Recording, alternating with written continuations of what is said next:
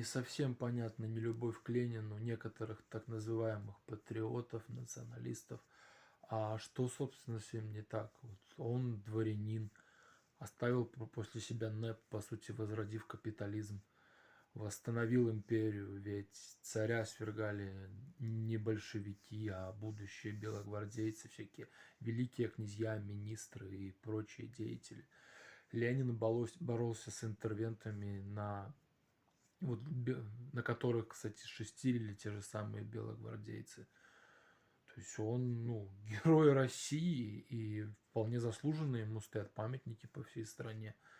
К тому же для простых людей вот он сделал восьмичасовой рабочий день, и эта волна, она, впрочем, покатилась по всему миру, где помимо России там по 16 часов работали на фабриках, причем всякие малолетние дети, все вот эти декретные отпуска, да даже тот же самый средний класс вот на том же Западе, это чтобы не было вот революции, им пришлось вот этих откармливать людей.